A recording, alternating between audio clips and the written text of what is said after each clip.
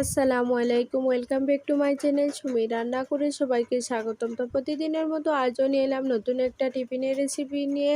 তো আজ করব আটা দিয়ে হেলদি এবং টেস্টি একটা খুব সুন্দর টিফিনের রেসিপি। তো ভিডিওটা না কেটে সম্পূর্ণ দেখার অনুরোধ রইল। তো চলুন বন্ধুরা, আজকে রেসিপিটি শেয়ার করা যাক। তো প্রথমে আমি একটা মিক্সিং বোল নিয়ে নিলাম, তার মধ্যে দিয়ে দেব আটা। তো আজকের এই টিফিনের রেসিপিটি কিন্তু আমি আটা দিয়ে বানাবো, অনেক হেলদি এবং টেস্টি একটা রেসিপি। তো এখানে কিন্তু ছোটো প্লেট দিয়ে আমি 3 প্লেটের মতো আটা নিয়ে নিয়েছি। তারপর দিয়ে দিলাম পরিমাণ মতো লবণ, তারপর দিয়ে দিলাম, তো এখানে আমি আধা চা চামচের মতো কালো জিরে দিয়ে দেব। দিয়ে ভালো করে লবণ কালো জিরেটা আটার সাথে খুব ভালো করে এটাকে মাখিয়ে নিতে হবে।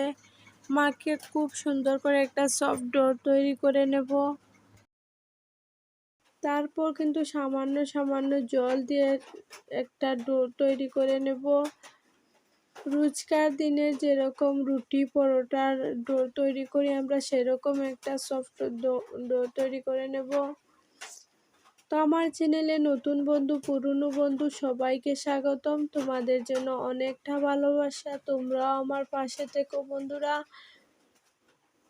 তো একদম সিম্পলভাবে কিন্তু আজকের এই টিফিনের রেসিপিটি তৈরি করে নেব।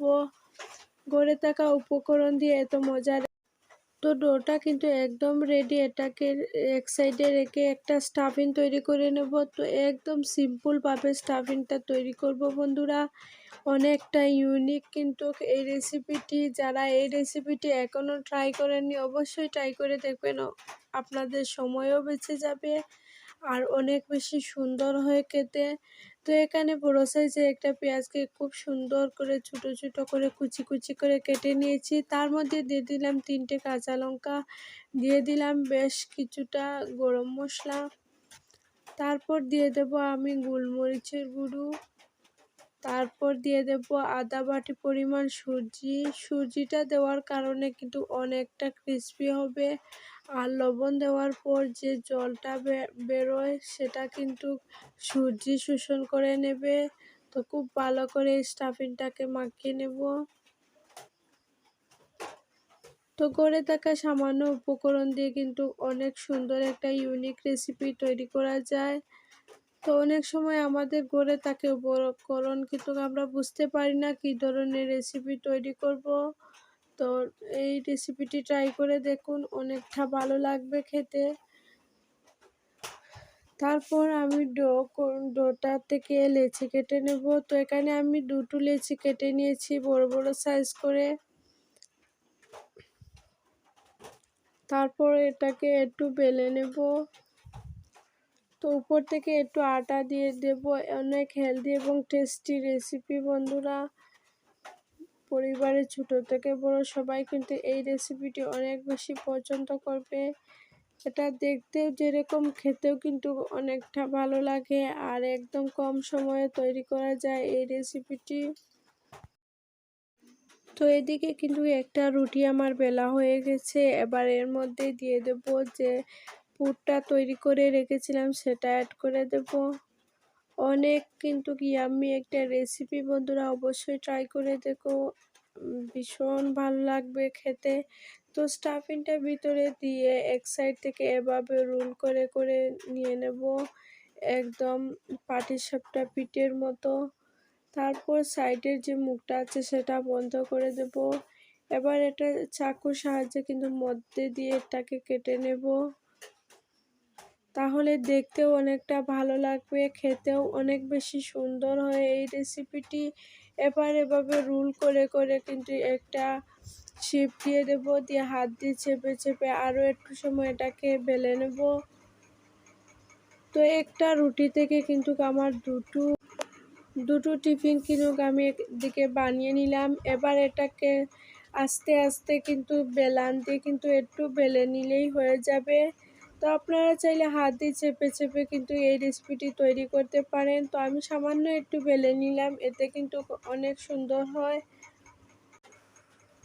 তো এটা যদি আপনাদের বাচ্চাদের স্কুলেও টিফিনে দেন, অনেক বেশি তৃপ্তি করে খাবে। অনেক ইউনিক একটা রেসিপি। রোজ রোজ কিন্তু এক ধরনের খাবার খেতে একদম ভালো লাগে না।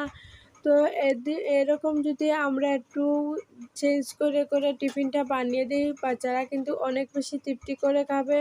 তো এখানে 4টি টিফিন আমি বানিয়ে নিলাম। তারপর কিন্তু একটা ফ্রাই প্যান বসিয়ে দিলাম। ফ্রাই প্যানের মধ্যে আমি দিয়ে দিলাম এখানে 4 চা চামচের মতো তেল। দিয়ে খুব ভালো করে একটু নাড়াচাড়া করে কিন্তু সবকটি টিফিন একসাথে আমি দিয়ে দেব।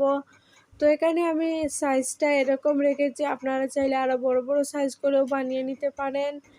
তো এক এক করে কিন্তু সবকটি একটু লাল লাল করে ভেজে নেব। এ পর্যায়ে চুলার আঁচটি একদম মিডিয়াম টু লোতে রেখে রেসিপিটি ভাজতে হবে।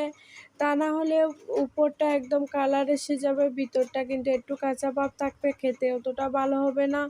তো দেখুন, খুব সময় নিয়ে কিন্তু মাশাআল্লাহ, রেসিপিটি দেখতে তৈরি অনেকটা করে নিলাম। লোভনীয় হয়েছে, খেতেও মাশাআল্লাহ অনেক বেশি ভালো ছিল। তো এক এক করে সবকটি টিফিন কিন্তু আমি উঠিয়ে নেব। তো এটা কিন্তু আপনারা টমেটো সস দিয়েও খেতে পারেন, অনেক বেশি ভালো লাগবে। তো এই ইউনিক রেসিপিটি তোমাদের কাছে কেমন লেগেছে অবশ্যই বন্ধুরা কমেন্টে জানিও। আর ভালো লাগলে অবশ্যই একটা লাইক করে দিও। আর যারা এখনও আমার চ্যানেলটিকে সাবস্ক্রাইব করেনি, অবশ্যই একটা সাবস্ক্রাইব করে আমার পাশে থাকবেন বন্ধু। তো একটা টিফিন তোমাদেরকে ভেঙে দেখাচ্ছি, অনেক বেশি গরম, একদম হাত দেওয়া যাচ্ছে না, তাও আমি একটা টিফিন ভেঙে দেখালাম, অনেক বেশি সুন্দর ছিল। তো রেসিপিটি ভালো লাগলে